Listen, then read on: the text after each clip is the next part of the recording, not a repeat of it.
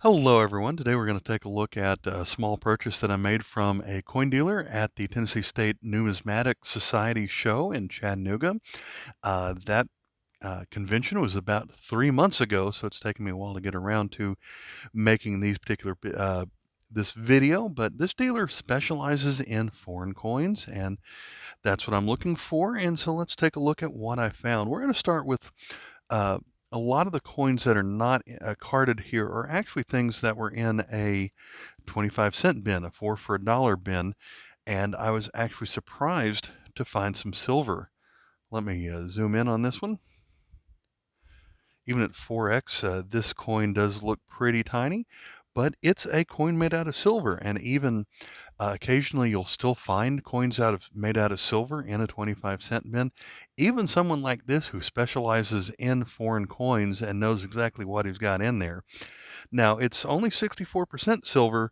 That comes out to an average weight of 0.0288, but in foreign value, that's going to be about 60 to 70 cents of silver value in United States coins. But we flip that one over, and we have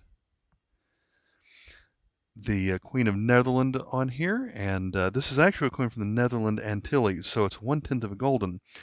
And I just picked it up since it was silver, but since it turned out to be Netherland Antilles, I turned out to not actually have this coin. And when we flip it back over on this side, you can see where it says Netherlands Antilles. It has a year of 1963, KM3. Here is a Hungarian coin from 1908. Of course, their coins don't say Hungary on them. They're going to say Magyar. And I'm not going to try and pronounce everything around the edge, but it has a date of 1908. We flip this one over, and it is a 10 filler coin. Now, I probably had a filler as a joke there, but a filler in my collection of one of these that was in not as good condition, so this one's an upgrade. It's going to be KM 402. This coin is from Peru from 1984, and this comes from a time where a lot of their coins were a short-lived series in the 80s where all of their coins had Gran Almirante Miguel Grau on their coins. So that's not the years that he lived, but it must be the sesquicentennial of his birth in 1834. This one is KM 289. This next coin comes from World War II, from an area when a lot of Czechoslovakia was ruled by the Germans. They took the area of Bohemia and Moravia, which were both part of Czechoslovakia after the war, and turned them into a protectorate called Bohemia and Moravia, or in their language it might be Ketchi and Moravia.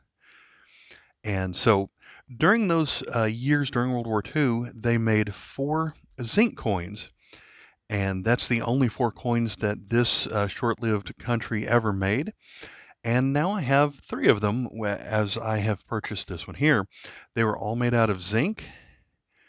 And this one is the 50 Hileru from 1941. It's going to be KM3. So if you ever thought that it would be impossible to find all of the coins from one country, here's one country where it may be possible for you because only 4 of them exist, and they're not that hard to find.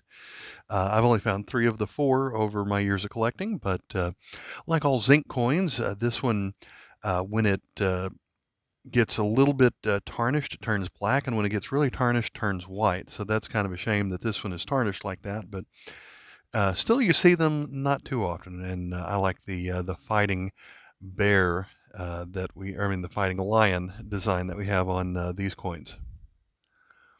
I like the look of these coins, the one from Brazil during a time where they had a topographical map on the coins. So I like how you can see the shape of Brazil as well as the rivers and the mountains, and it kind of gives you a feel for where the populated areas might be of the country. This one is going to be from 1946. It's a 2 Cruzeiros coin. KM 559. And I had this coin, but the one I had a hole in it, so I'm glad to get a replacement that's better. Many of the coins from Jordan have English characters on them so that we're able to read them. This one, of course, says the Hashemite Kingdom of Jordan across the top and a date of 1992. Well, it still has the Arab numeral of 2, which looks like a backward 7 right there. This is also going to be 10 piastres. Flip it over, and here we have the ruler of the time in a portrait. This one is KM 55. The Arabic date on here was 1412. Here is one of the old Chinese cash coins where there are usually 4 symbols on this side and 2 symbols on the other side. I've gotten pretty good at being able to identify them just because I have a copy of the Hartill book where he gives this specific coin a catalog number of H.22.288. As it turns out, this coin was minted somewhere between 1743 and 1763. It was part of the Qing dynasty and during the time of Wuchang Hubei.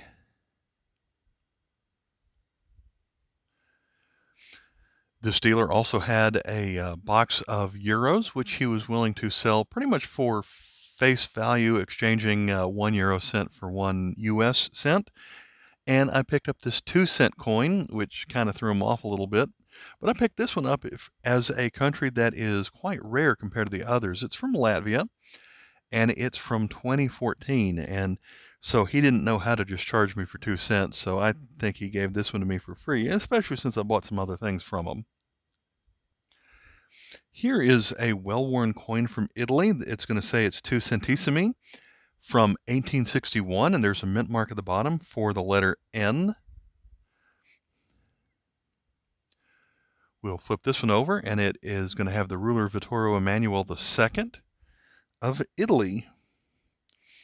This one is KM 2.2, so one of the oldest Italian coins that I have. We're starting to get to more of the individually priced coins. This one either cost me 50 cents or $1. This one is from Belize, and it is a commemorative coin of a value of $2.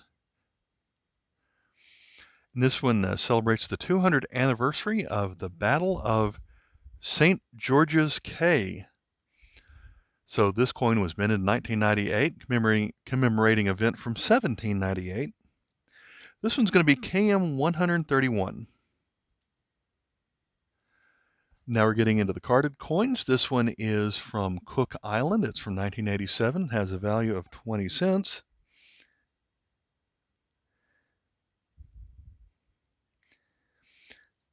This one's going to be KM 35, and it's going to be an upgrade from my collection.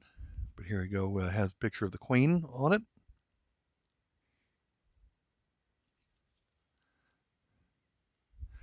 And I only paid 25 cents for this coin. From Brazil, from 1970, we have a 50 centavos coin that cost me 50 cents.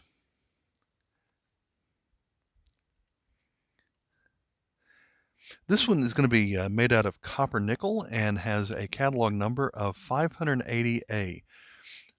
This comes from a couple of years where all of their coins had this design on the obverse.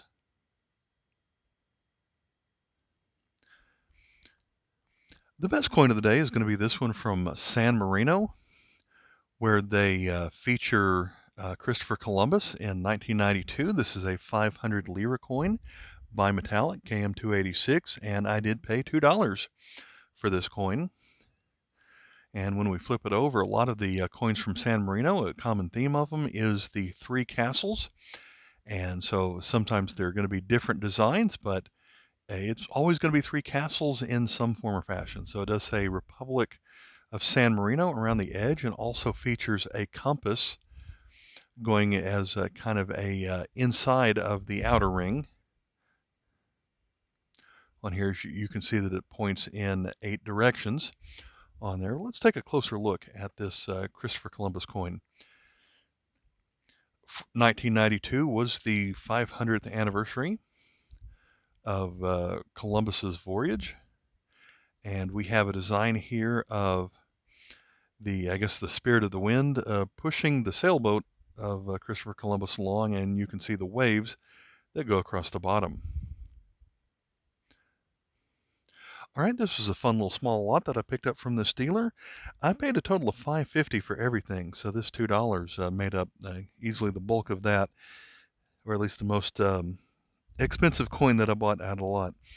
All right, thanks for watching. Bye.